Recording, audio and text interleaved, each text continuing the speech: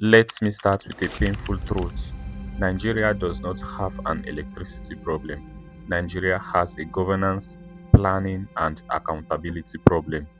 Electricity is just the loudest symptom. Because if electricity was only about money, Nigeria should be swimming in electrical power. If it was about intelligence, Nigerian engineers work all over the world.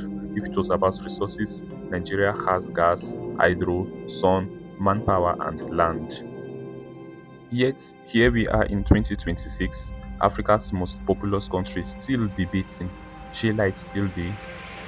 So today, we are not doing motivational talk, we are not doing it will get better, we are doing history, names, dates, and facts. It's the brutal truth about why Nigeria may never have stable electricity unless the entire system changes. Electricity in Nigeria did not start for Nigerians. In 1896, electricity was first introduced in Lagos by the British colonial government. What is the purpose? To power government offices, railways, and European residential quarters. By 1950, the Electricity Corporation of Nigeria (ECN) was established. Then in 1962, the Niger Dams Authority (NDA) was created to manage hydro projects like Kainji Dam. Finally, in 1972, ECN and NDA were merged into NEPA, National Electric Power Authority. That merger is where Nigeria's electricity problem started, because NEPA was designed as a monopoly, as government-owned, as politically controlled, a technically understaffed, and also a financially unaccountable.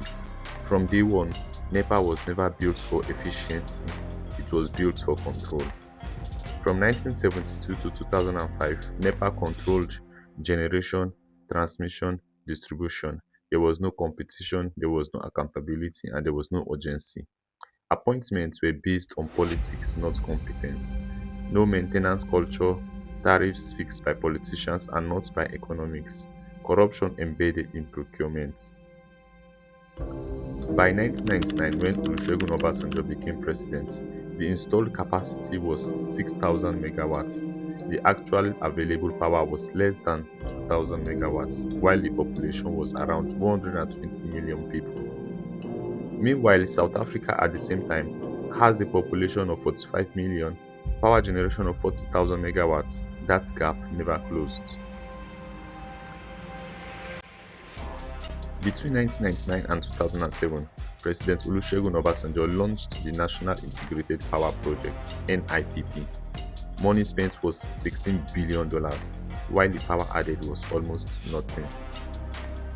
In 2008, President Umar Musa Yar'Adua ordered a probe. The investigation led by the House of Representatives Committee on Power. They found that the power plants were paid for was not completed. The turbines were installed without gas supply. The plant was built without transmission lines. In 2010, the report publicly confirmed that Nigeria spent $16 billion on power with little to show. There was no major convictions and there was no serious jail time for anyone. This single event destroyed public trust in Nigeria's electricity reforms.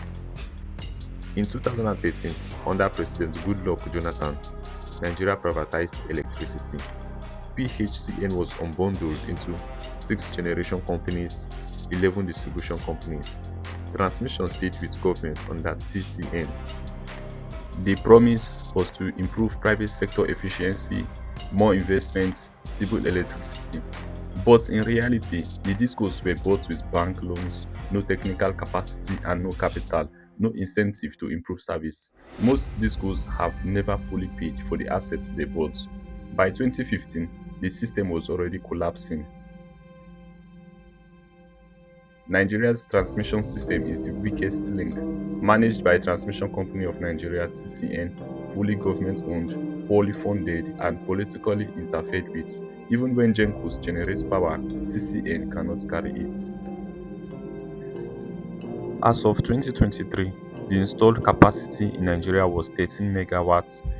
Maximum wheeled by TCN was 5,500 megawatts, meaning Nigeria wastes power daily.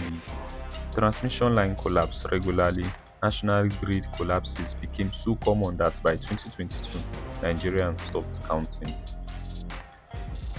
Nigeria has over 200 trillion cubic feet of gas, yet power plants shut down because of gas pipeline vandalism, unpaid gas suppliers, poor pricing policy. Gas companies prefer exporting LNG because they get paid in dollars. Nigerian power sector owes them billions of naira.